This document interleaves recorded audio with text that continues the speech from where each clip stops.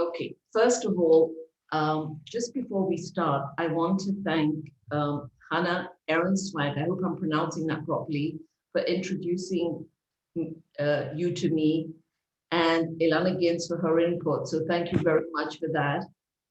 And I'd like to thank you very much for being a guest on Drops of Inspiration. My pleasure. Now, just before we start, you were worried that it was bright. It's a touch dark. We can't really see your face so clearly. Okay, hold on a minute. I don't know if there's anything I could do about that. But maybe I'll just move the computer a bit, sorry. It's getting brighter. Go on, go on.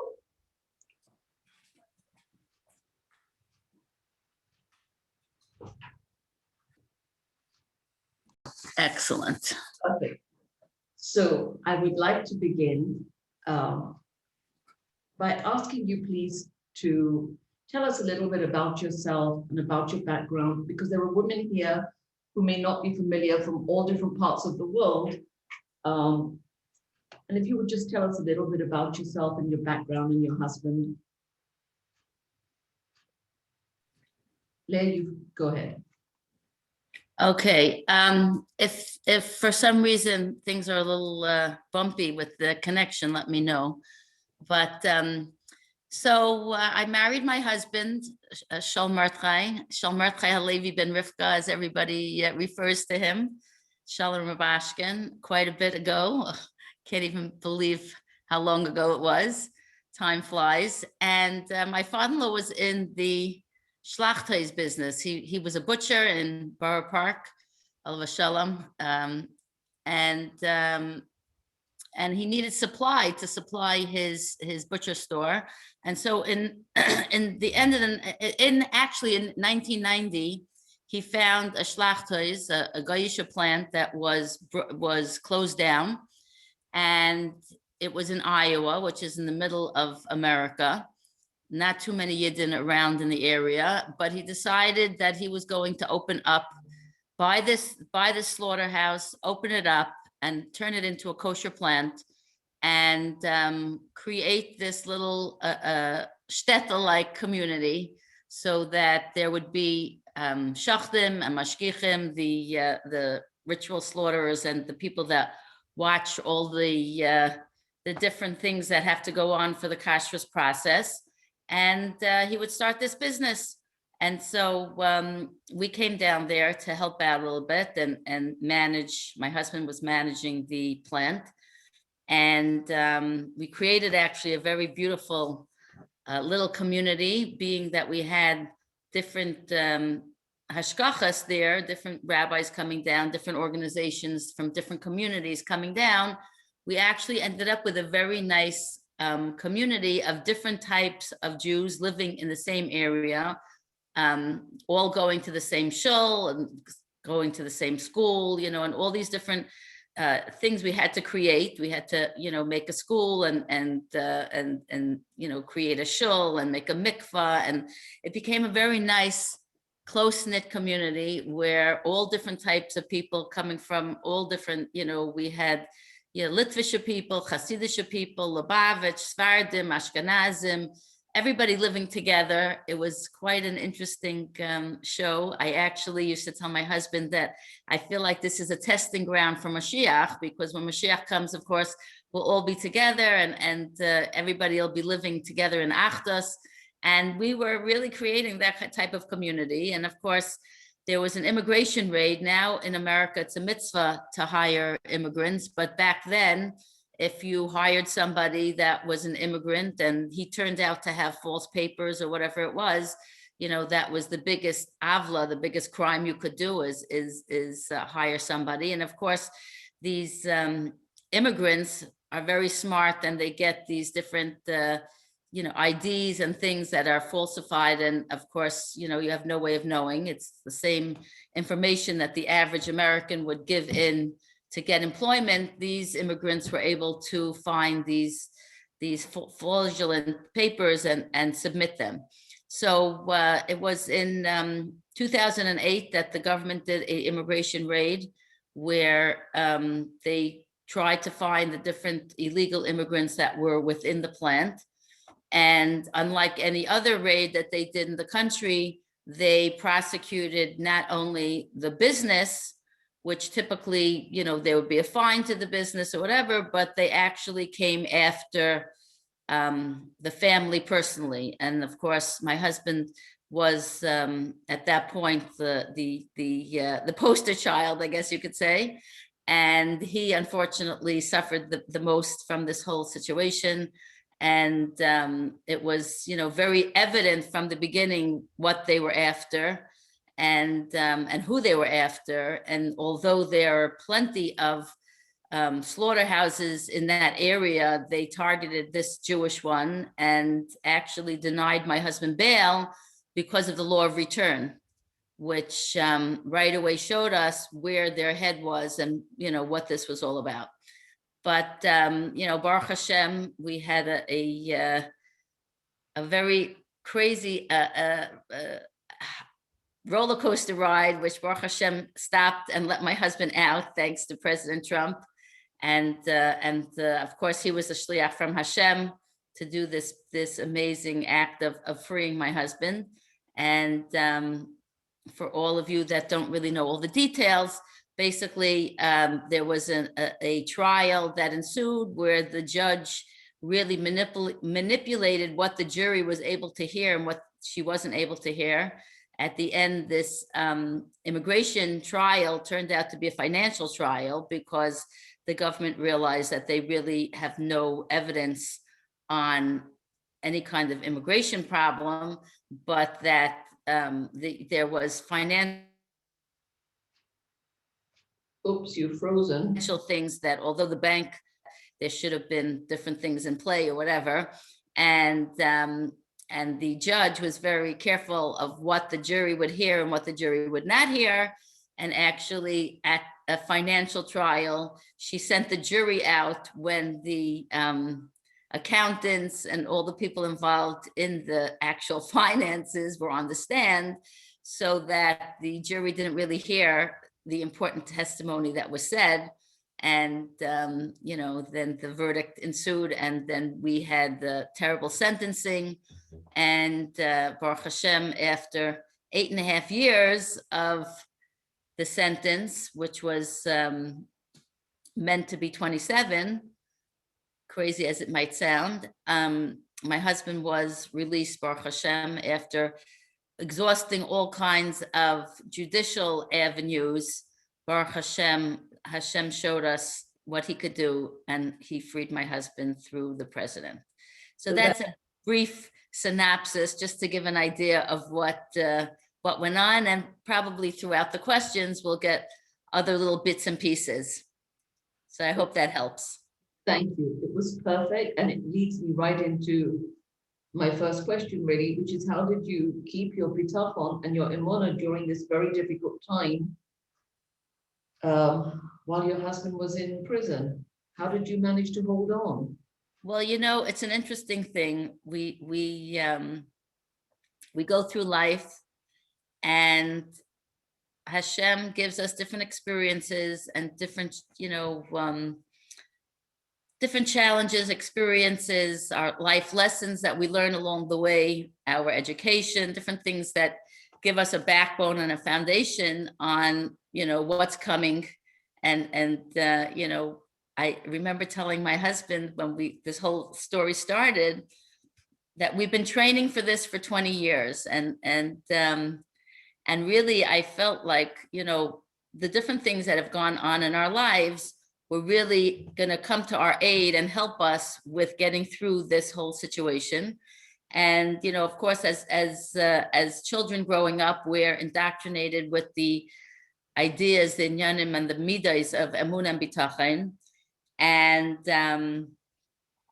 we really, you know, pull those things out and really internalize those messages and supported each other. We're there for each other, and we just tried to look out how, you know, typically when a person goes through a challenge, you know, they feel like they're alone, all is lost, what's going to be.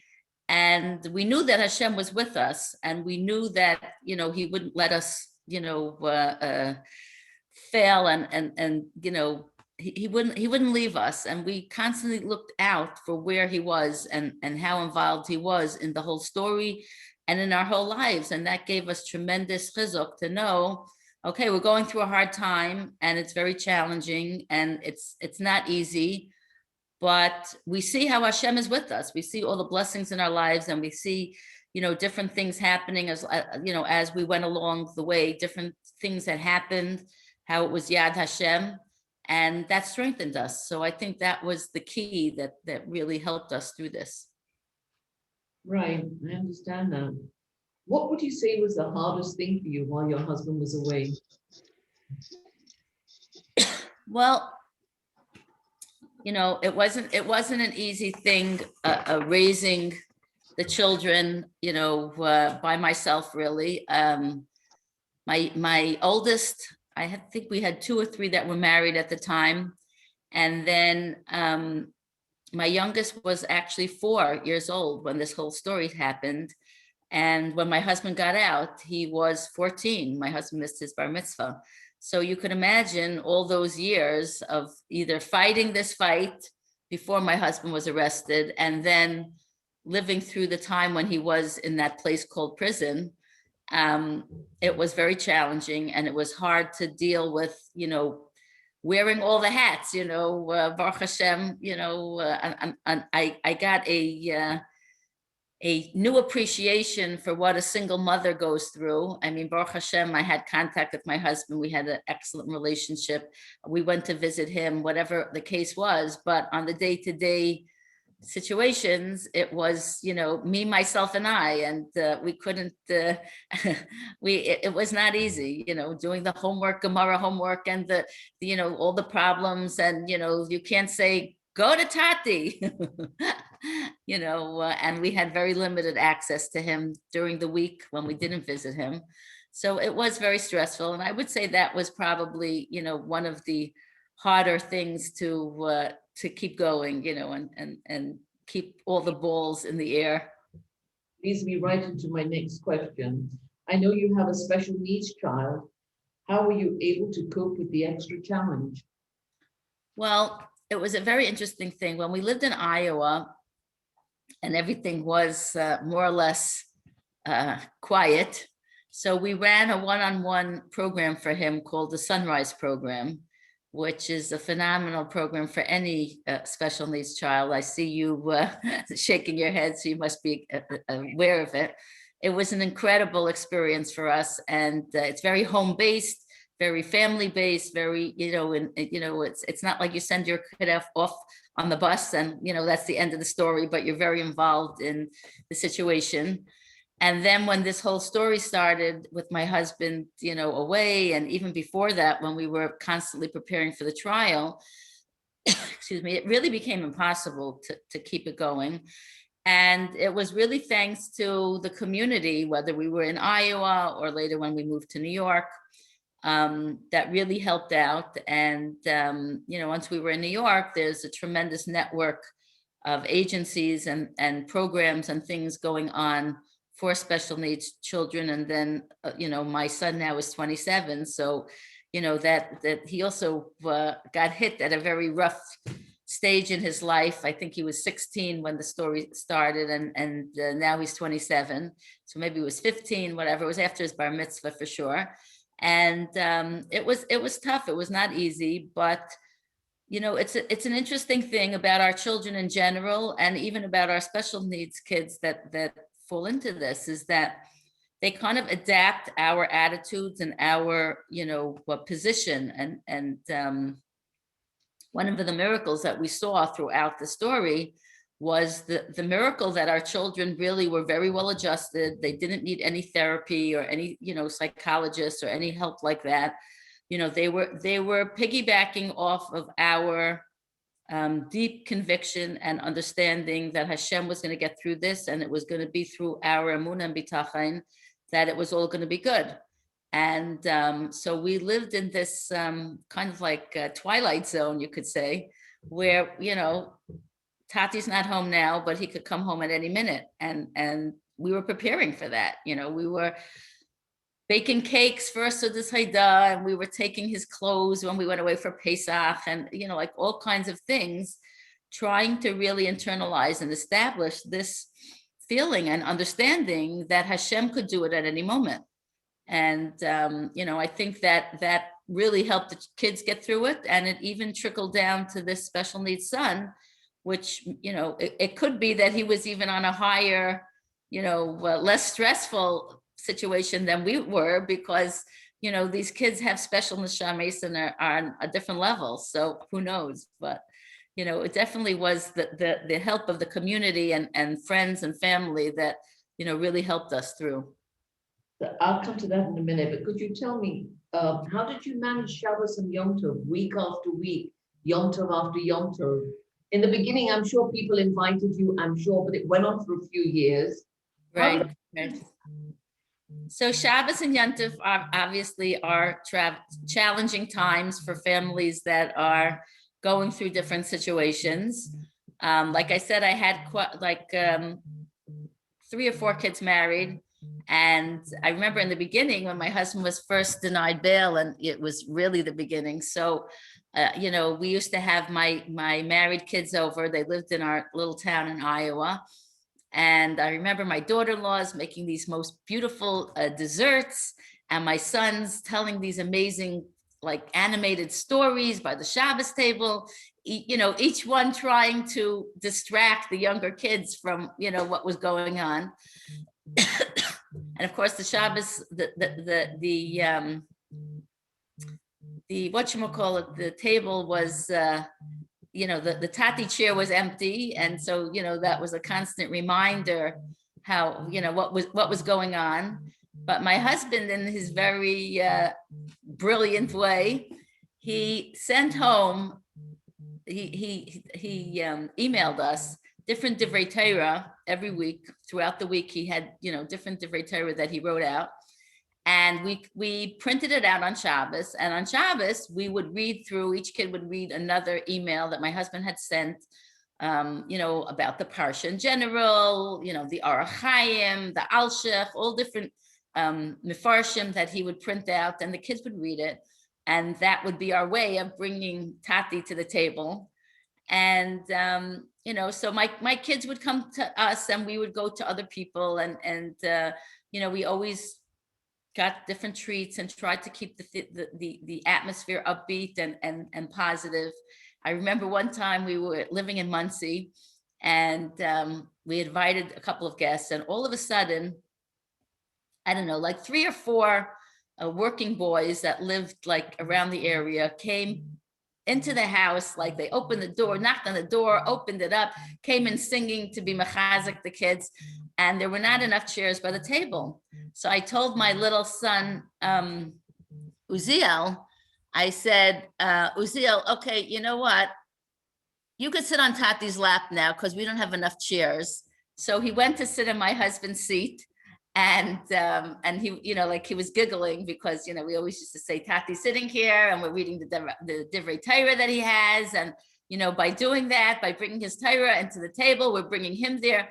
So, we also had a very, light kind of atmosphere. We always tried to make it not into this heavy, horrible situation that we don't know when it's going to end.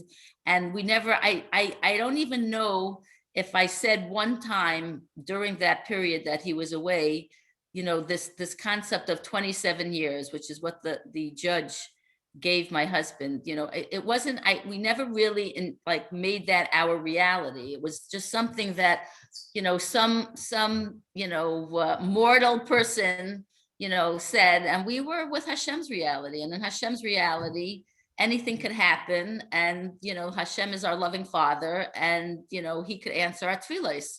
So it was, that's, I think, something that really helped along on Shabbos and Yom Tov. Right, I can see that. How often were you allowed to see your husband when he was in prison, and did your children go with you? Okay, so the way it works in the federal system is that every inmate is entitled to a certain amount of points which enabled them to go visit. And each facility has a different way of splitting up those points. So my husband was entitled to about 2 visits a week.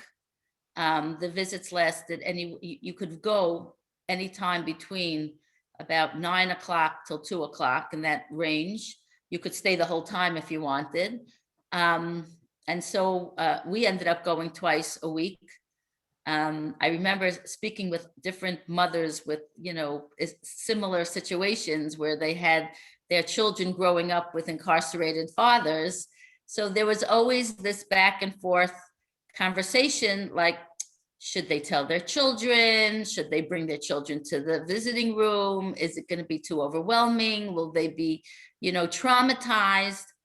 And my husband was in a medium facility, which, Baruch Hashem, it's not a maximum facility, security facility. And it wasn't like a low facility. So it was quite a bit of barbed wire and going through security. And, it could be described as traumatic if you wanted to take that route. But I felt that the unknown is scarier than the known. And so I chose to be very upfront with my kids. We never spoke about the 27 years or whatever. We spoke about, how we could visit him, how we could connect to him, how we could remain close and all that. And so we had Mondays and Fridays. And so Friday, being that it's a half a day of school, I chose that day to be the day that the children would come. And then on Mondays was either our private time or time that the married children would come or friends would come. And it was quite interestingly enough, it was quality time where we were actually, by the time my husband was transferred to New York after the trial, it was a visiting room that was like a very nice size room where whoever was having visitors that day would gather in that room, and the family would be sitting around, a bunch of chairs with a table in the middle and whatever. And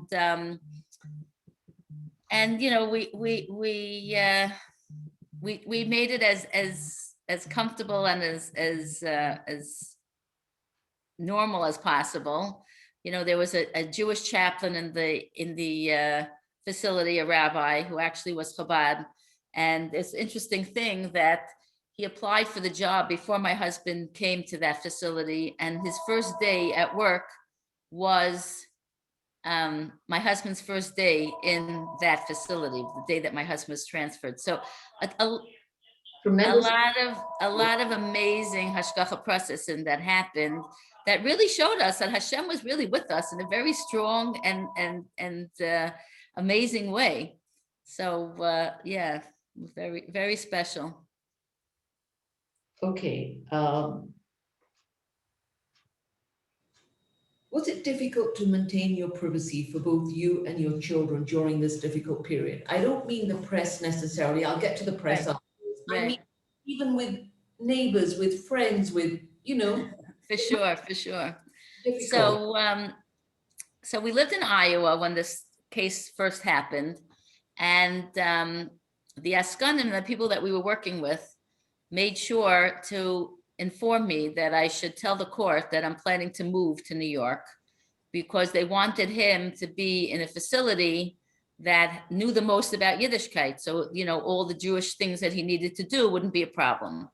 So besides the excitement of, their father going to jail, we also made a move to New York, which we have family, Baruch Hashem, both my side and my husband's side lived in New York, but my husband was upstate. And so we moved to Muncie. And in the beginning, talk about loss of privacy, it was really a support to us to know that we have so many people that are out to help us and there for us. And it was really a tremendous outpouring of love and Avos Yisrael that we felt, on a day-to-day basis, so when we first came, people were bringing over suppers and, helping us unpack. And it was really, an outpouring of love, which really was a tremendous support for us. And it was really unbelievable. And, it lasted really throughout the time, not necessarily with the suppers every night, But constantly when I used to go grocery shopping, people would come over to me, they recognized me. Oh, we're saying this tefillah and that tefillah, and we're, you know, doing challah, we're having your husband in mind. And, you know, people going over to my sons, we dip in the mikvah an extra time for your father when we go Erev Shabbos, and all different types of unbelievable support that we found. So, you know, we didn't really look at it as, you know, a breach of our privacy, but we really looked at it like people are just so involved. And actually, it just continued the whole time. As a matter of fact, I have an interesting story to share. There was a woman in Muncie who we didn't know from Beans. We didn't know her beforehand. She didn't know us. She obviously heard of our story and was very taken by it. And besides helping us to send people over to help me unpack and send suppers over, whatever, she decided that my children needed to have pizza. Like, she wanted to make a pizza party for them. So every Thursday night, somebody would ring the bell, knock on the door, whatever it was, with a whole pizza party. Pizza, French fries, sometimes ice cream, donuts when it was Hanukkah, whatever, you name it. And this lasted for quite a while. After a while, I called this woman up and I said, you know, it's so sweet that you arranged this, and people sponsored it and brought it over. And it was with such love and real amazing, you know, chizuk. I said, you know, it's fine. We're settled now. My kids are in school. They have friends. Everything's good.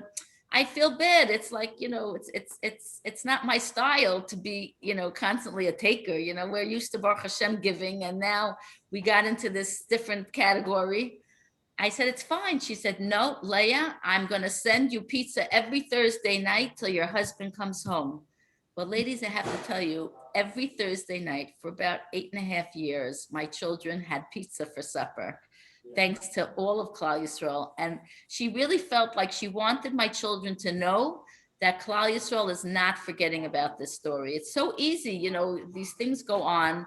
And when you're dealing with the court system, things take tremendous amount of time and things drag on. And it's like, but she was not going to let go. My children were going to know that there were Klal Yisrael's behind them with tefillahs, with pizza, with whatever it is, till my husband's going to come home. And it was a tremendous thing. So, you know, when my husband came home, Baruch Hashem, that's when we really, you know, got a lot of publicity, and, you know, the privacy really went out the window. And I remember people still do ask me if things got back to normal, you know, like they want to know, like, okay, your husband was away for a while, a long while. Now he's home. Did life get back to normal? And my response was and is that we have a new normal. This is, you know, we survived this and got out of this because of Klal Yisrael. And we, you know, feel a responsibility to give back and to be there for Klal Yisrael when they're going through their nisyanis. And you know, unfortunately, we're indoctrinated with terrible, horrible stories and nisyanis in all kinds of categories. And I really feel that it's because we're so close to Mashiach that these things are coming to the top. And all the Gedalim now are speaking about how we're so close, you know, to Mashiach, and Mashiach is like by the door waiting to come in. And I have no doubt that all these things that Klal Yisrael is going through now is something that is bringing us over the finish line. And, you know, the Eibishter, who could do everything and anything in any way he wants, I'm sure will have Rahmanas on us and bring Mashiach in a simcha dika, easy way. And that's, you know, what we're going through now. So Emertz Hashem. But privacy, I think, is out the window, and we're fine with that. And thankful for the couple of minutes we do get, but Baruch Hashem, you know, we're so indebted and grateful to the outpouring of Avos Yisrael and Achdus that all of Klal Yisrael felt and showed during that time. And we just view it now as our time to give back and try to be there for other people. So that leads me right into my next question. What advice can you give to those who are going through a difficult time? Well, it's an interesting thing. And I guess, you know, being that we went through what we went through, so, you know, people are curious and want to hear from us about that. when we went through, when we were hit with this Nisayan, I think, it was very clear to us, we were getting these papers, United States of America versus Shalom Rubashkin. When you get these blaring, very, these very clear messages from Hashem that, it's them against you, and you realize who the them is, and it's big and could be very daunting. I think you realize that your only address and your only way of getting through this is to really know that it's all Hashem, that everything is his will, and he directs everything. And oftentimes when we're going through a Nisayan, we feel like things are out of control, like we don't have a handle on things, and it's like, when we realize that it's not that things are out of control, we might be out of control, we might not be able to solve the situation, but HaKadosh Baruch Hu is definitely in control, and he is like, the captain of this ship, and he's directing, the situation. And when we realize that this is just a call for us to get close to him, and really internalize these different messages and these different midas which we have within us. I mean, Emunah is something that we know. Anachnu maminim b'nei maminim. We have Emunah, and bitachon, we understand and we trust in Hashem. He's our Father, and bitachon is something that we have to be a little bit more proactive with. We have to really, what I say, feed it. We have to not only rely on the bitachon that we grew up with and that we have, cultured along the way, but we really have to feed it and learn more about bitachon. And as nowadays, it is so simple to pick up a phone and hear a shiur, or to go online and hear a shiur, a Zoom meeting, or this or that. I mean, it's become so easy to really, grow in these areas and really, internalize and bring from the mind to the heart. It's that's really the exercise of it's easy to fill ourselves with knowledge, to get on the phone or to whatever, but the hardest thing I think for people is to take it from, okay, I know that I'm supposed to be trusting Hashem. I know that Hashem is behind everything. I know that he's the answer to all my prayers, but how do I make it from my mind and put it into my heart to really internalize these messages and really make it part of my life? And I think, it's a matter of exercising the muscle of really like going through the smallest things and acknowledging that it's all Hashem, whether it's a parking spot on a busy street in a busy neighborhood, or if it's the most traumatic, things, going through health issues and Baruch Hashem coming out, or challenging times, when we know that it's all Hashem and we build ourselves up from the smaller things. Then when we're going through harder things, it's more of a knee-jerk reaction. It's more of a like, oh, okay, so Hashem wants me to daven more. Hashem wants me to understand that it's all him. It's not the boss that laid me off from my job. It's not. And if I lost my job, it's only because Hashem wants me to get something better. When we, also, I think that the more a person learns and really learns specifically about bitachon, but also learning in general. I mean, we see throughout Tanakh, and we see, constant times where, at first, and we saw within our case so many times, where you have a disappointment and that only leads you to something even greater. We're living in a world where this is really just a mirage. This whole world is like, it's really Hashem enclosed in physical things, which is a really incredible thing. And our job is to find Hashem in that physicality, and to really really bring out something really special in our avodah. But I think that the more we learn and the more we see how Hashem could be with us in a very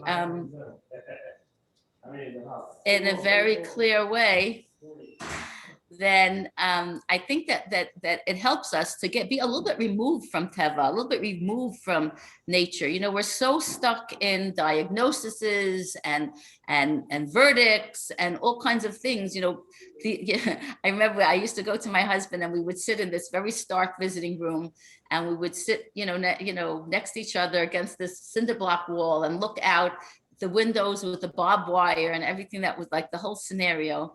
And we would discuss, different things and be machazik each other and talk about this idea of higher than Teva.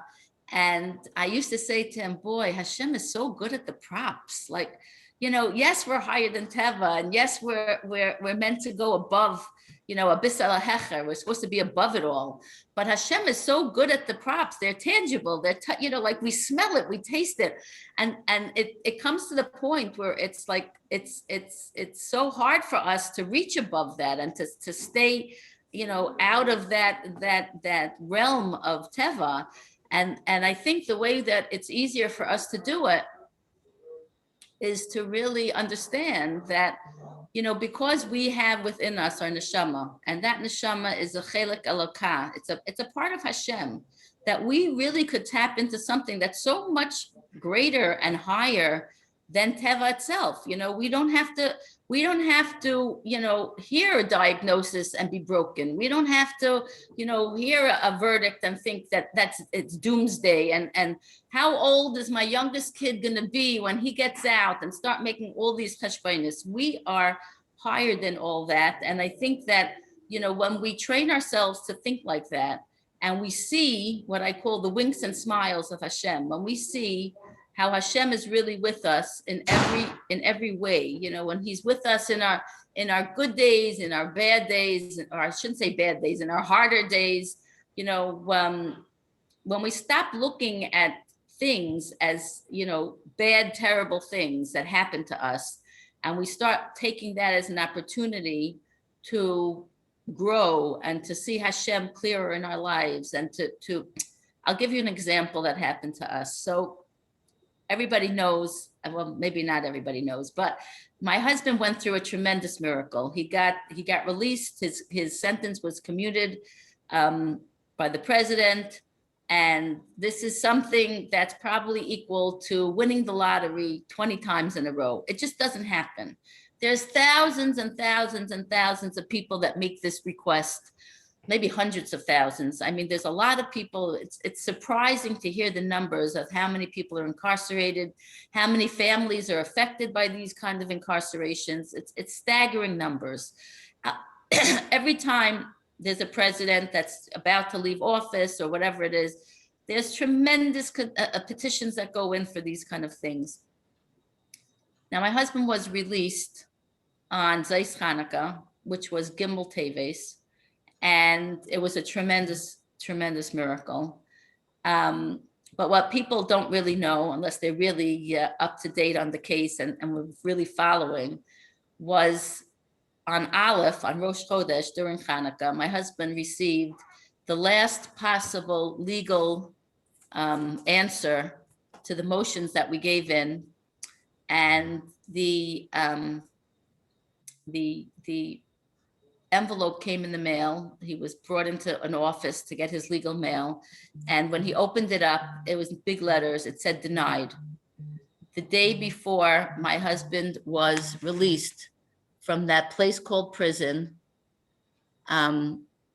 he got this letter from the court saying, that's it. There's nothing else you could do, denied.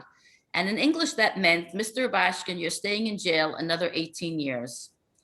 Now, this was actually an appeal to an answer that we had got before. And the original motion was denied.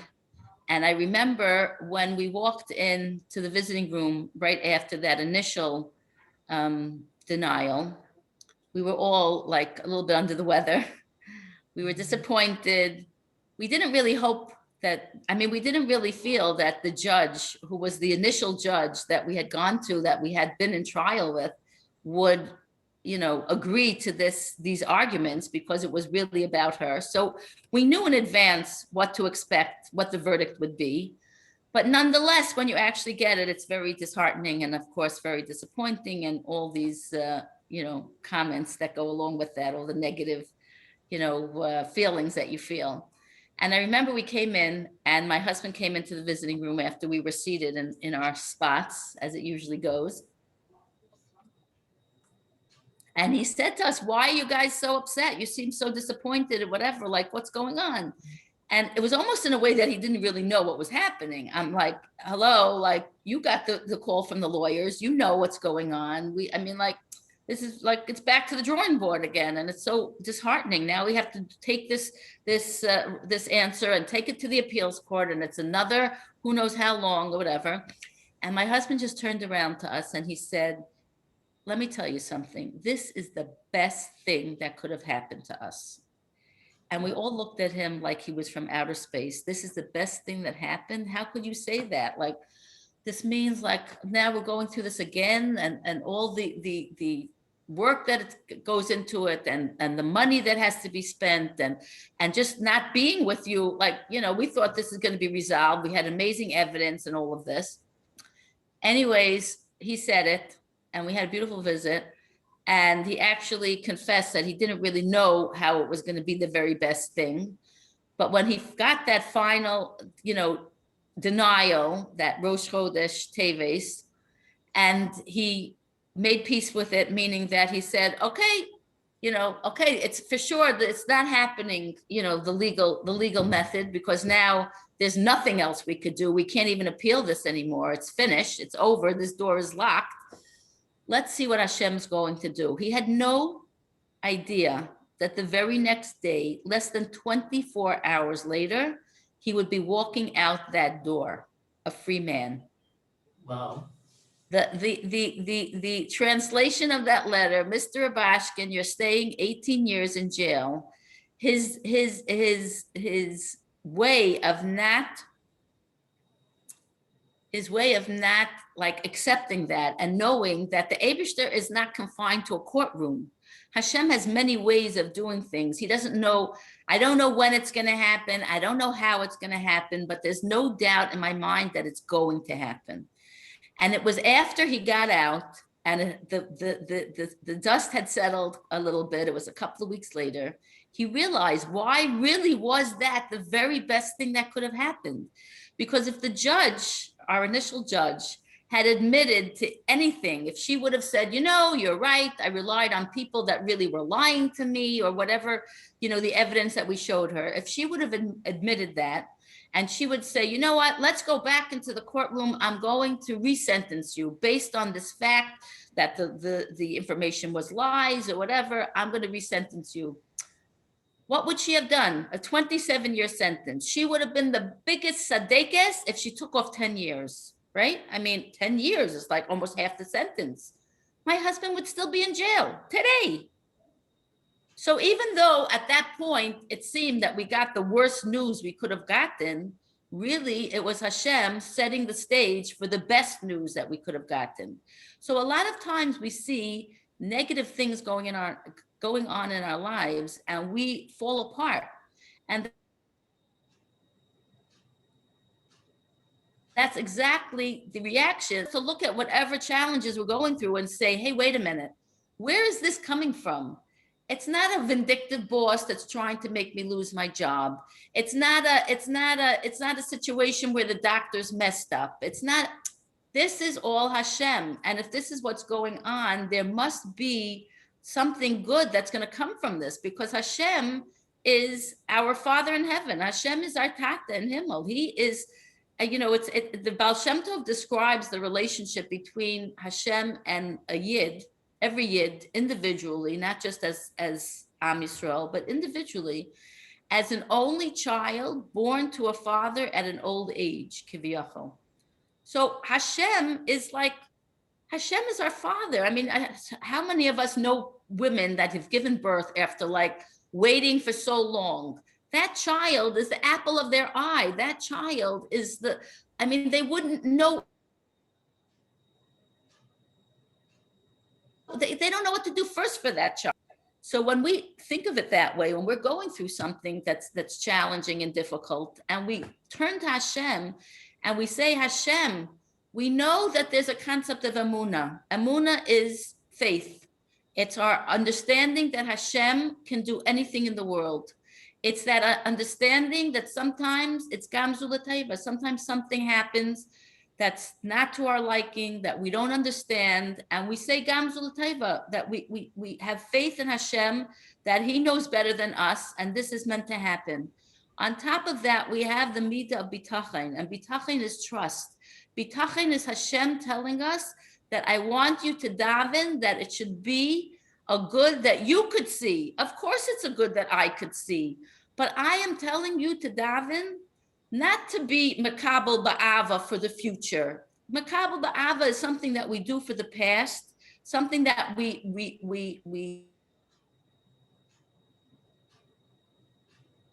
make peace with something that happened, mission, and tells us and begs us to daven that it should be a good that we could see it's good without any magnifying glasses, not even reading glasses.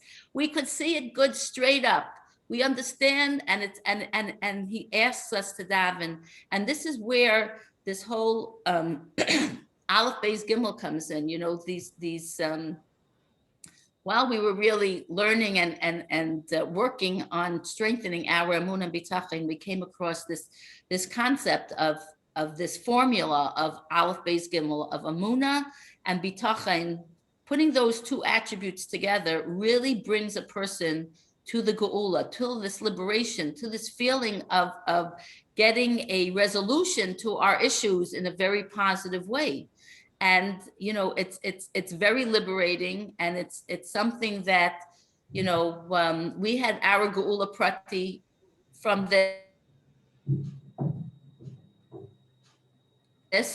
and we know Klal Yisrael by the Golus Mitzrayim that the Yidden had bitachon in Hakadosh Baruch Hu, and in the schus of the bitachon, they were released from Mitzrayim. They got the Geulas Mitzrayim, and you know, different Mefarshim say different things. We also know that it was the three things that the Yidden did throughout the Golus of keeping their names and their dress and their language.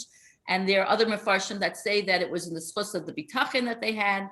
And I could tell you that I really feel that our Geula Prati was thanks to the bitachon that we had and the tremendous outpouring of achdus and avas chinam that Klal Yisrael had for our family, and it's a tremendous thing. And you know, it's not an easy thing. I can't say that it was, you know, something that was so easy for us to do. It was challenging at times, and we had to really, you know, work on ourselves. And you know, when the times were really tough, I remember by my bed I had a stack of all different types of svarim that you know, when I was low and feeling sorry for myself, or when is this ever going to end, or all these things that the Yetzer Hara wants to feed into us, I would try to be machazik myself with my collection.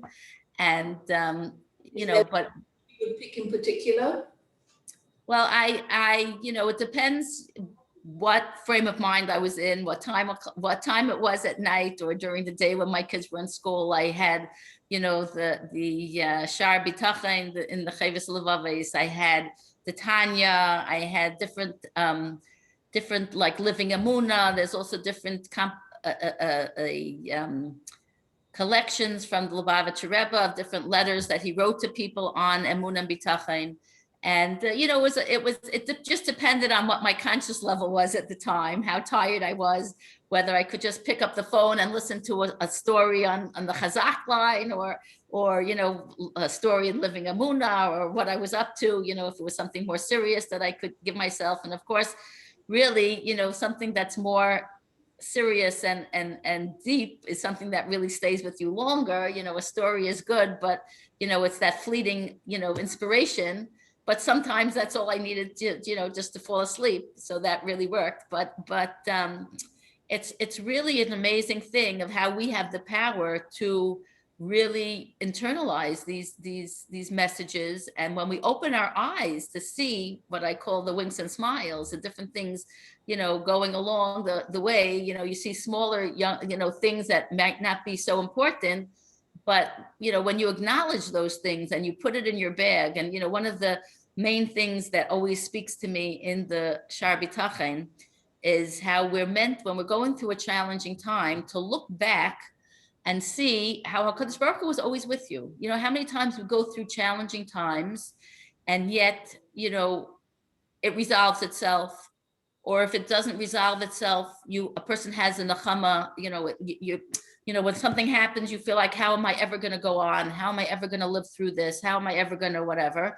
And yet, you know, HaKadosh Baruch Hu gives you the kayach to continue. So when you're going through a hard time, when you're going through challenges or whatever, and you think to yourself, wow, you know, now I'm having parnassa issues. I don't know how I'm going to come up with, you know, the rent or the money for the utility bills or the schar limud or whatever is you know, is the thing at the time. And you look back and you say, wait a minute, you know, 3 years ago, I was in this situation and it all worked out. Something happened. I don't even remember what it was. Oh yeah, that's what it was, you know? And you realize how HaKadosh Baruch Hu did something for you. Somebody came to repay a debt that you forgot all about, or you got a surprise bonus, or there's something that happens that HaKadosh Baruch Hu is there for you. And when you look back at those times and you could really reflect on that and strengthen yourself and know you're not alone. It's not like, how are you going to manage? Hashem's going to help you through it. You're going to do your hishtadlus, which is always, to me, the tightrope of life. It's really the hardest thing, because you're meant to do your hishtadlus, but you're not really meant to believe that that's how your Yeshua or your Hatzlacha is coming. It's really all from HaKadosh Baruch Hu. But you do your hishtadlus because Hashem tells you, I want you to do something in this world. I don't want you to sit back and just say Tehillim. Sure, Tehillim is important, but you need to do something bagashmias. You need to go to a shadchan, you need to go to a doctor, you need to go to a lawyer, whatever the nisayon is.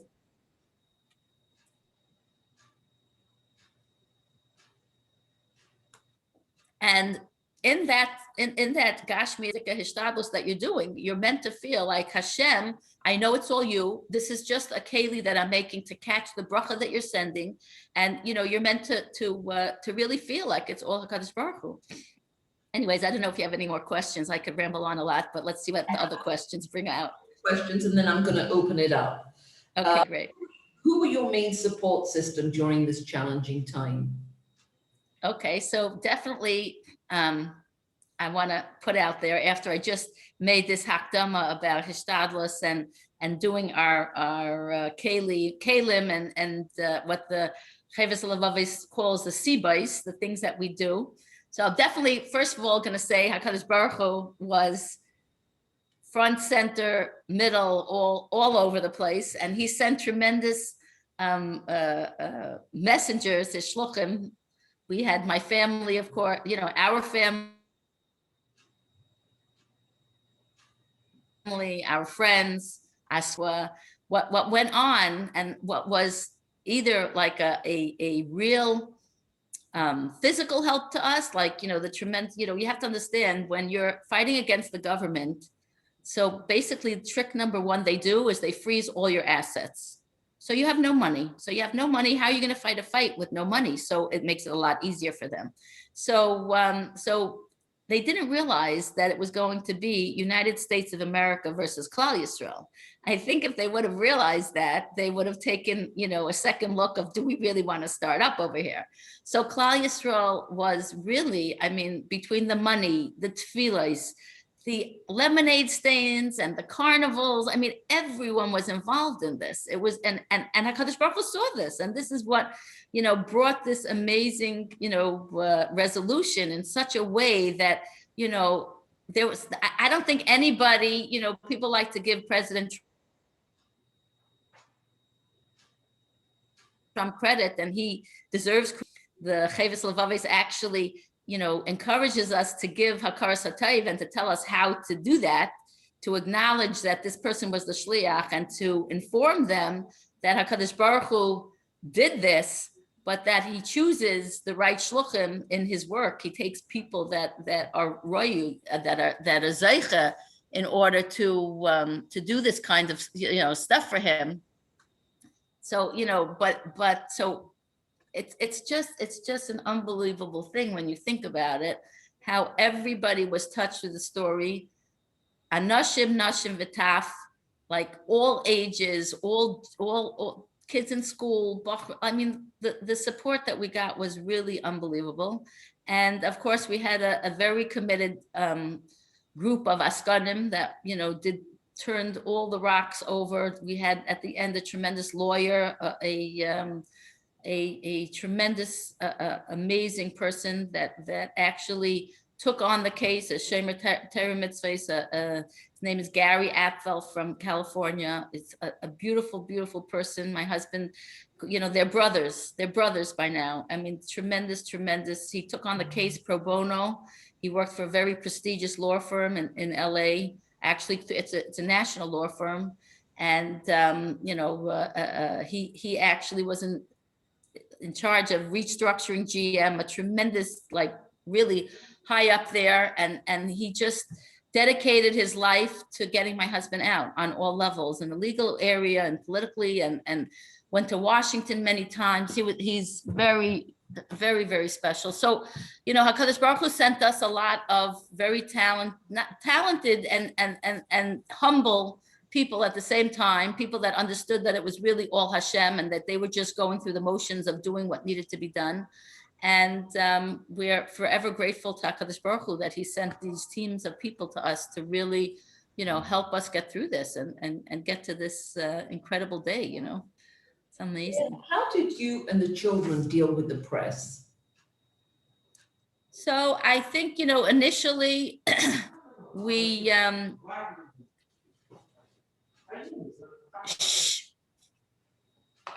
initially, it was very challenging. When the story first broke, it was in the secular news, and the secular press was very excited to, frame this story the way they wanted to frame it. And so we're not talking to anybody.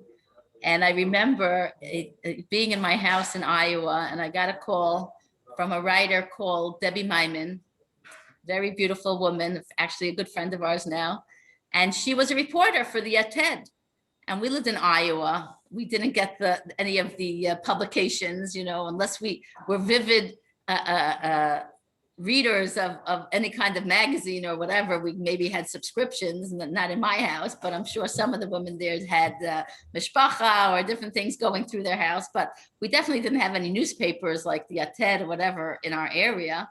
So I didn't know, about the TED Neman, and she was a reporter for that magazine. And I remember her calling me, and I was dodging her. And she obviously told me that's from paper and how many subscribers they had, and they want to give the real story or whatever. It took a long time for us to really open up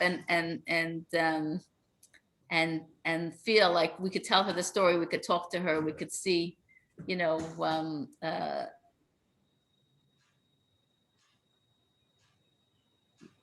get the story out through the press we really, was really closely interacting with. And then every once in a while, the mishpacha would do a story, and, other, Yiddish papers would do a story. But, we knew that within the secular news, it was just, very hard to get our story out there. Of course, they interviewed the lawyers and they picked and choose what they wanted to put out there, whatever. So, that was basically how we dealt with the press. Okay, I'm going to end with this before I open it up. Can you tell us how your lives have changed today? Okay, so before my husband even came out, when we were sitting one day in the visiting room and discussing different things, and he's like, Leah, I just want to tell you, I'm not going back to business. I think I'm going to sit time and I Hashem sent me this message. I've had this time in this crazy place where I was just dedicated to Torah and Tefillah. He spent most of his time davening and learning and Tehillim and whatever. Business is just, that's an old chapter. I'm not going back to that. So I remember telling him, that's fine with me, but I think we're going to have to take a little bit of time just to go around to people and thank them, because, between all the support that Klal Yisrael gave us, we can't just become private citizens. We're going to have to, go around, thank people, share with them different things, like, really show some hakaras hatov. She says, okay, that's fine. But after that, that's it. So now what ended up happening was, Baruch Hashem, my husband did not go back to business. He started a new business called Aleph Beis Gimel, and it's actually a chizuk organization where my husband goes to speak, in different, for men, for women, giving classes, doing seminars, speaking to individual people, having private chavrusas with people. And he actually is very busy, doing all those things. People come to learn with him. He goes to learn with different chaylim. We've had, quite a year, and people are very,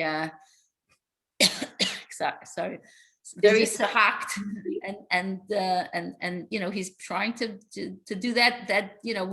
We're just public people now. We're going around and being mechazik and teaching and sharing our experience. And of course, we're not sharing anything that's new or different. We're just coming from a perspective where we had to really put this to life. We really had to work this out, internalize it, and make these ideas help us live day by day. And Baruch Hashem, we were zeicha to this amazingness, and it's mechazik people. It helps people to live through what they're living through. So it's really an amazing schus for us to do this, and that's basically what we're up to. We're going to be making Shabbatons, retreats, and we get called to go to different schools and different organizations, and if we could help people, Klal Yisrael, that's a big schus for us.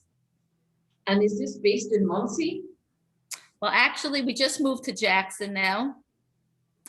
I have some kids that live in the Lakewood, Jackson area, so we just moved to Jackson, and we're actually starting a new neighborhood, and it's really very exciting because my husband has a place to do all his shiurim, and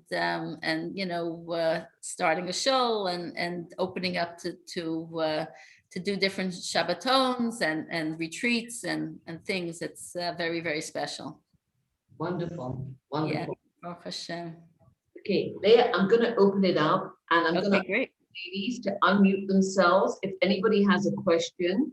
Yes, I'd like to ask, could you please tell how your husband found out what he was doing, and where you were and how you came? I've heard you tell this story, and it's quite a story.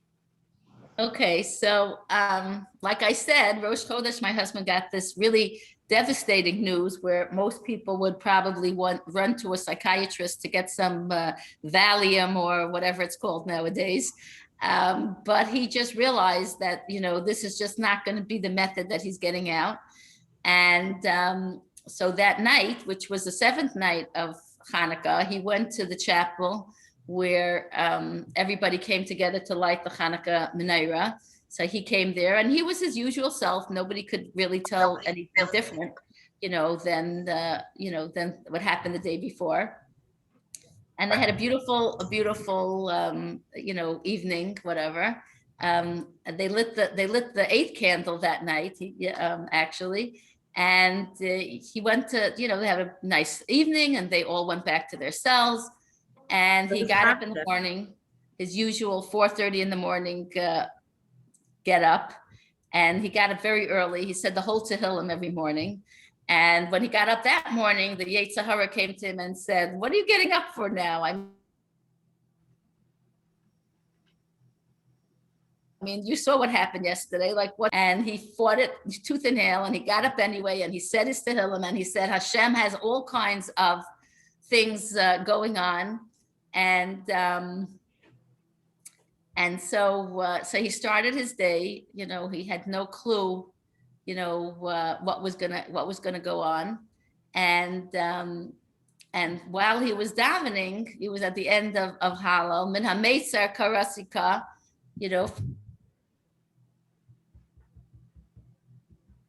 from the depths, from the pits, and he heard an officer call his name to come to the main office. So he comes downstairs of his building to the office, and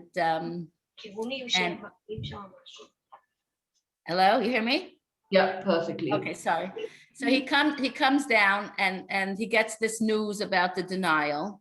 Then he can't, like, he doesn't understand what's going on.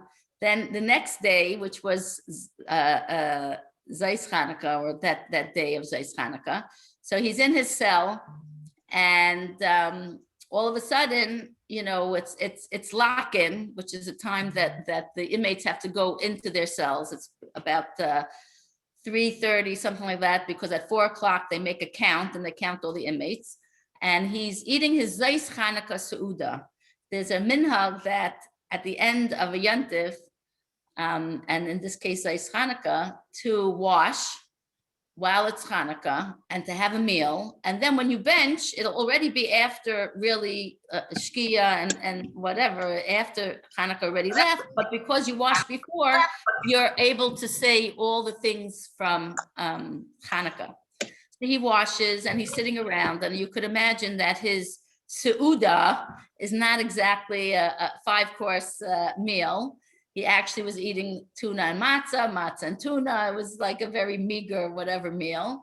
And he's sitting next to, you know, on his little table there, and he's reading through different letters that he got from different kids over Hanukkah. And it's really being machazik him. You know, dear Rabbi Rubashkin, please keep strong. Hashem is with you. I hope you're home for Hanukkah with your families. Hashem is going to do it. Like all kinds of beautiful letters that are machazik. And he's feeling very good that, you know, like, it's amazing, the support and the achdus and the avos yisrael that people have. And all of a sudden, this officer barges into the cell, which is very unusual, because typically the officers, they'll knock on the door and wait till you come out, because they don't want to be, you know, in jeopardy or endanger themselves. So this officer comes in and he says, Rubashkin, get out. And my husband's surprised, he can't imagine. And he says, like, off the cuff, he says to him, oh, am I going home? Like in a, you know, very cheerful way. And the guy says, just get out. So my husband says, oh, where am I going? What's happening? So he says, he wouldn't tell him what was going on. He says, you're changing your locations. So my husband didn't know, like, what does that mean? Does it mean I'm going home, which would be, you know, whatever? Does it mean I'm going to be changing my facility? Are they moving me out? Are they putting me in solitary confinement? What's going on? So he says, oh, should I take my talis and tefillin, my daven, my prayer stuff? So he's like, yeah, you better take that. So my husband takes his talis and tefillin, and he still has no clue what's going on. And he's following this officer. And as they're going through the different corridors of the facility, he's like reasoning with himself what's going on. So if he would have gone that direction, they probably would have been putting him into solitary confinement. So it doesn't seem like that's happening. And then, you know, this way would be out to a different facility. So it doesn't seem like that's happening. And as he's getting through the different hallways of the facility, he realizes he's going to the main building, and, you know, to where the warden is and the different officers. And he starts like thinking, wait a minute, this might be something really big.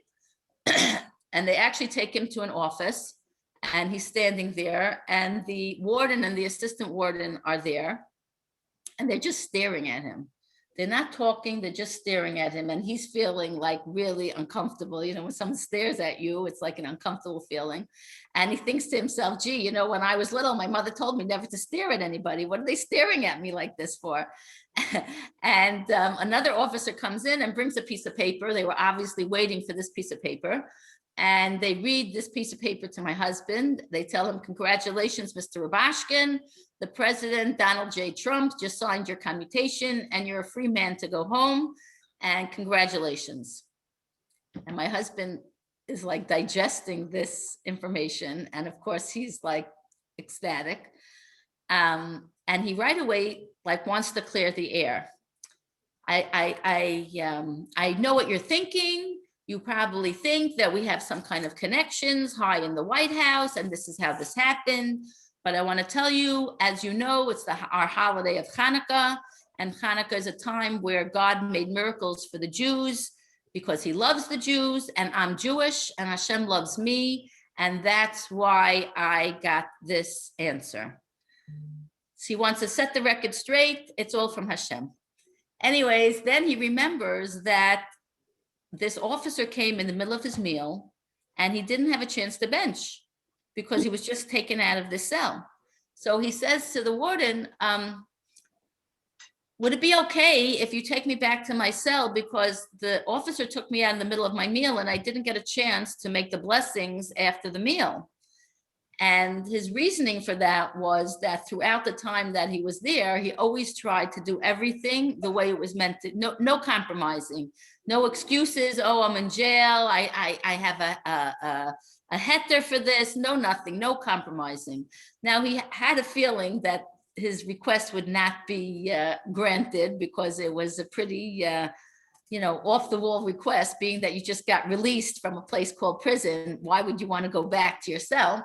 So she said, no, I can't take you there. And so he benched over there. He actually asked the warden to bring him mayim achreinim. So she brought him a cup of water so that he could do, bench. And you could imagine the al hanissim that he said then about, it was just like beyond, the gratitude and the immense, feeling of Avas Hashem at that moment, and how Hashem loves him and how he loves Hashem, and the relationship going on there. I mean, the kavanah was like beyond.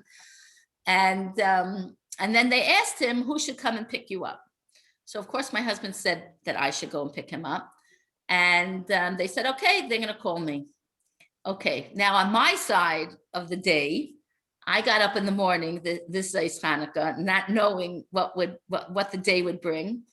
And I was meant to go that day to 2 different schools in Brooklyn.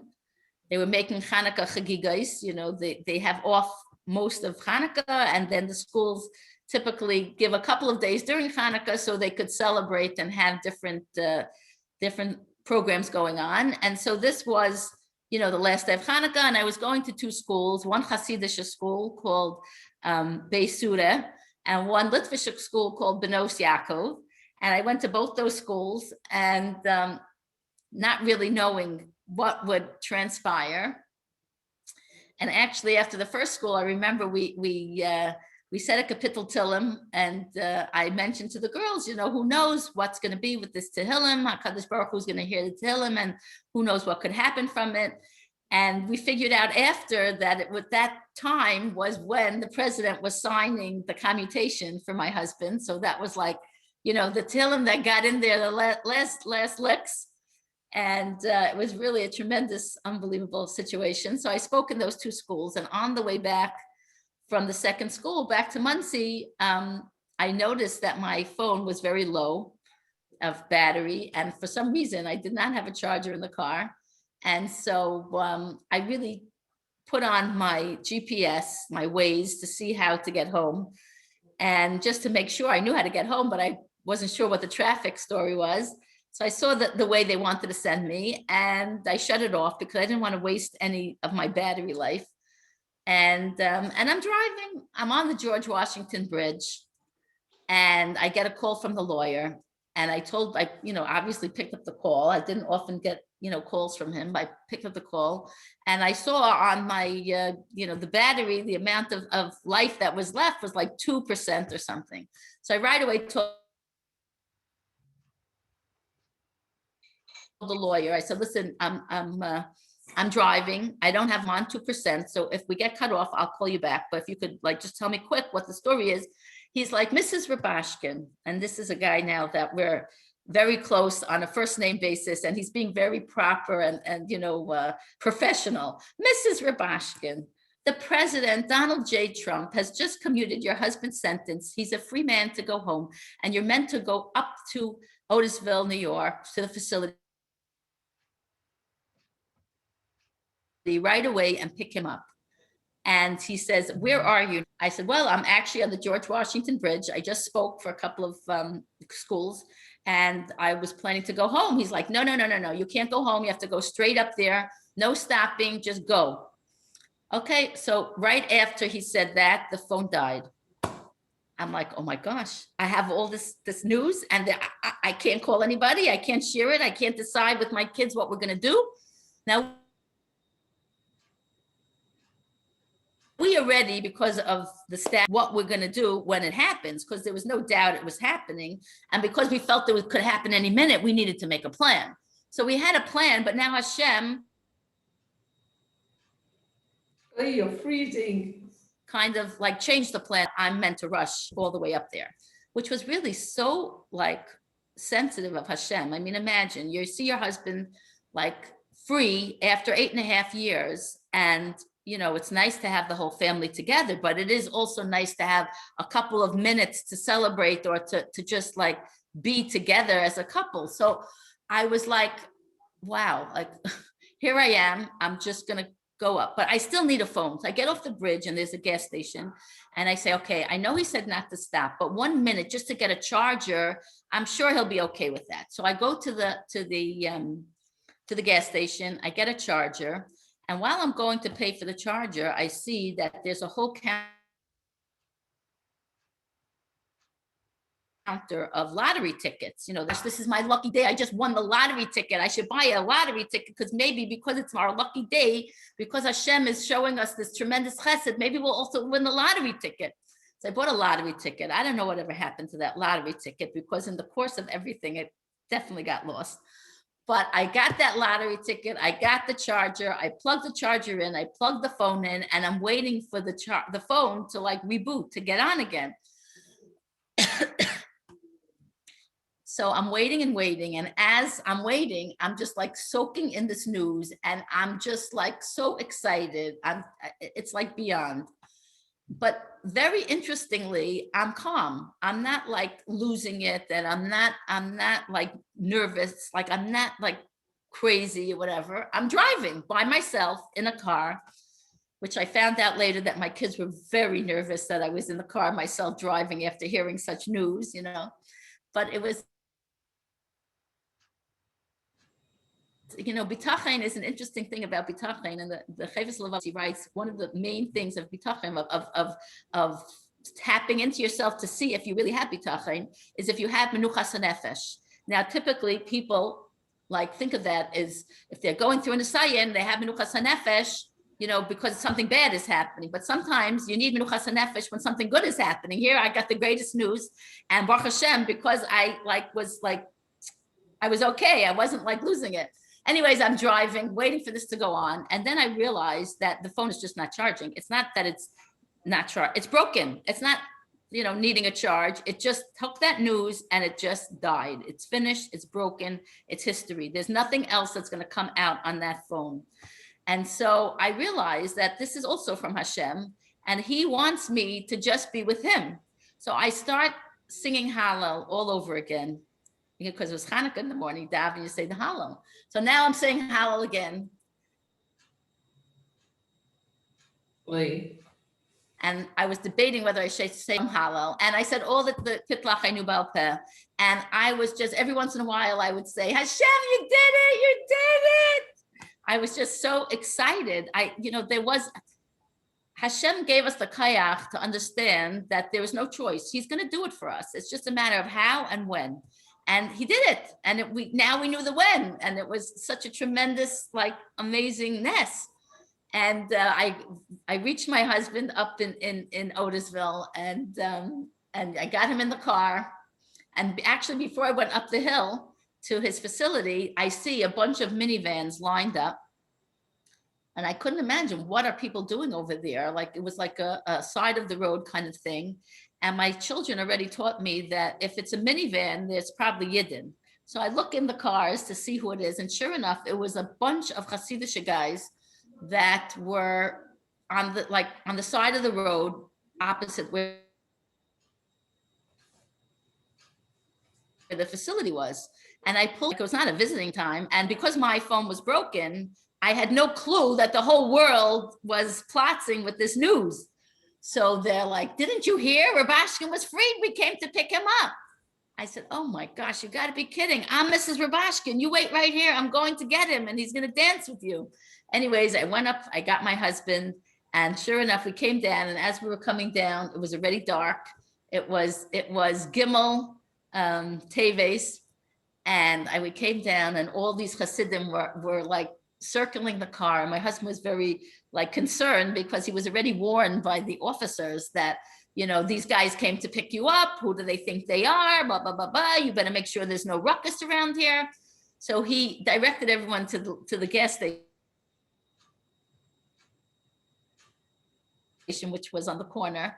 And it was just an amazing situation. And of course, from there, we went to Muncie, and I thought, you know, I had my husband's clothes in the car. Everybody knows that story. So he had clothes to wear, but we didn't have any clothes. And my husband didn't know what home was, because when he left home, we lived in Iowa. And now for the past like 10 years, we had been living in Muncie. So I wanted him to see where home was. I wanted to pick up some clothes for the rest of the family because I knew we would not make it back to Muncie. And so we stopped in Muncie, and there were thousands of people in front of our house with a guy playing keyboard, and everybody so happy, and it was so incredible. And it actually started an evening of like unbelievable simcha that everybody felt around the world. And it's you know, I have a friend that we lived with when we lived in the Midwest. And when she heard what was going on, she's like, "Oh, Leah, don't worry. We'll just have another yontif out of this." And sure enough, you know, Zeis Hanukkah, I think, became another Yiddish yontif that I think everybody will remember where they were when they heard the news, and everybody will, you know, rejoice and remember the nest that happened. You know, I remember growing up and learning in Tanakh, all these different nisim that happened. And, you know, there was always somebody in the class that would have that question. So why don't miracles happen now? And it's amazing. Miracles happen now. And we just have to open up our eyes and see it. Some of them are very dramatic, like our story, but we each, you know, will live our own miracles. So yeah, thanks for that very, very important question that had a very long answer. I hope that was okay. Beautiful. Thank you. Okay, the hour's late, ladies. Does anybody have any more questions? Can I just ask a question? Yes. Sure. An inspirational on Emunah and Bitachon. I've never heard anything quite like it, I have to say. But my question is, I wondered when your husband was in that facility or prison, did he have much contact with Jewish inmates? Well, that's a great question. So when he got there were very few Jewish inmates there. He was in a facility that was approximately filled with 1,000 inmates. When he first came, there were maybe 3 or 4 Jewish inmates there. You know, in these facilities, they purposely divide people. You know, they don't want people being together. By the time he left, there was maybe like 12 Jewish inmates there, which was nice because they had, well, it's bittersweet really, because on one hand it was nice because they could have a minyan. On the other hand, who wants to have a minyan there, because it's a rachmanis on all the people, you know, that were there and their families. But I'm happy to report that I would say most of the inmates that were there when my husband was there have since been released, also in miraculous ways, thanks to work that was done by different askanim, you know, in America to reform the prison system. And Baruch Hashem, you know, my husband's case, you know, had a lot of input with that, you know, a lot of people getting involved in this kind of askanas because of, you know, the very blatant, you know, sometimes cases are gray and you don't really see what's motivating them. And sometimes it's very black and white. And because our case was very black and white, I think a lot of people became more open to understanding that not necessarily what you hear in the media is really the story that really happened. So, you know, we're grateful for that. Oh, thank you. Mrs. Rubashkin, I wanted to ask, whatever happened to the lawyer that from Ohio? Which the lawyer from Iowa? The original judge. What happened to the original Oh, the judge. So it's a very interesting the way the court system works.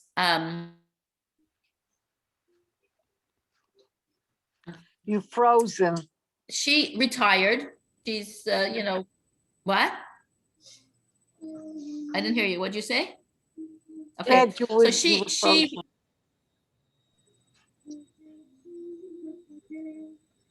the original judge retired towards the end, maybe she retired 5 years ago.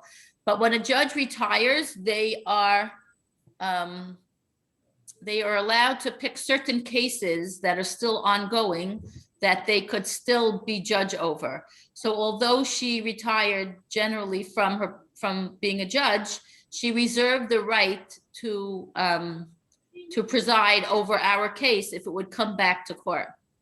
It's unbelievable when a person, hopefully around the world is a little different, but it's a frightening thing to see the power that a judge has, and how they talk about being above the law. I mean, the things that she said in sentencing, and if you're going to get away to come back to court to have a resentencing, I'm going to find even more reason to give you even more time. Like, you would think that things are said under the table, like in closed doors or whatever. It's unbelievable. Anyways, that's what she's up to. Okay, our last question someone wrote in. Do you have any plans to come to Israel? You would be very inspirational to everybody here. Oh, I love Israel. Actually, we were in Eretz Israel about 3 or 4 times since my husband came home. Tremendous, amazing trips where we spoke to many, many people. I don't know now with COVID what the situation is. In the first couple of years that my husband was out, we traveled extensively all around the world, speaking in all different, scenarios and for different reasons.